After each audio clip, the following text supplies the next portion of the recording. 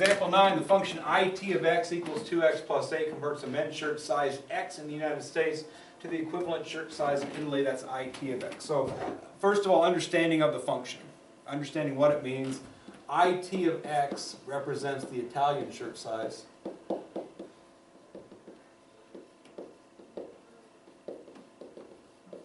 And x represents the US shirt size. Okay. So if I know what the shirt size is in US, I change x to that, I work it out, I got it of x, and that's the Italian shirt size. So for question A, use it to determine the equivalent Italian shirt size for a size 16.5 US shirt. They're telling me that 16.5 equals x, and they want me to find it of 16.5. So for part A, what does it of 16.5 equal? That's the question, that's how I'm going to solve it. And that's just basic functional value. It of x changed to 16.5, so I take 2 times 16.5 and add 8. 2 times 16.5 is 33, and 33 plus 8 is 41.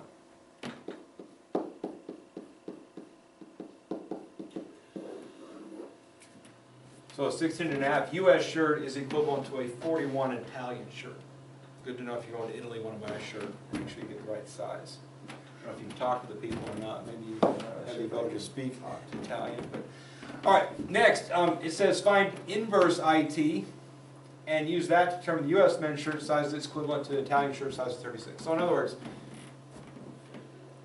36 is this, and we're trying to find x. Obviously, we could just put 36 there and solve for it, but we're in the inverse function chapter, so we're gonna make an inverse function. So, so finding it of -1. So if I start off with this function here, it of x, this is part B, and I change it to y equals 2x plus 8. We make the inverse function by changing y to x, x to y. And then we simply solve for y. So I'm going to move the 8 to the other side. Divide everything by 2, and x minus 8 over 2 represents the inverse function. So if I'm writing it out in good inverse notation, it inverse of x is equal to x minus 8 over 2.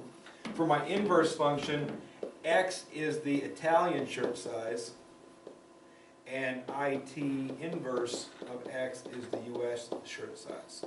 Because again, the variables they started off with were these.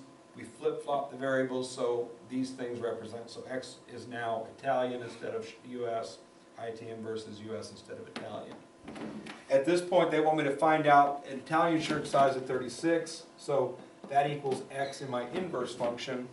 I'm trying to find it inverse of that. So it -1, 36 is equal to 36 minus 8 over 2, which is simply 28 over 2. So it inverse of 36 is equal to a 14.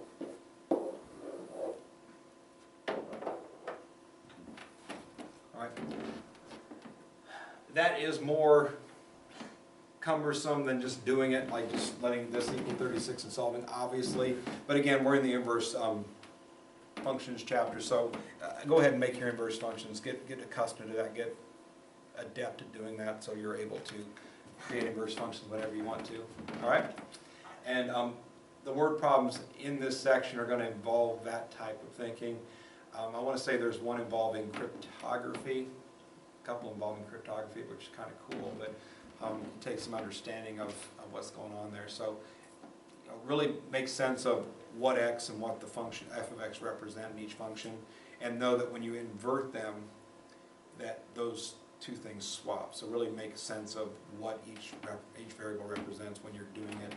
And if you don't at least mentally do this, you could write it on your paper too, but at least mentally do that and identify mentally this represents that, this represents that. And when you make an inverse function, also do a representation of what the variables represent, either mentally or written on your paper, just to really get a good grasp of what you're actually finding. That's the main thing with these inverse functions that messes people up. They're looking at a function they don't know anything represents. So know that, makes it easier.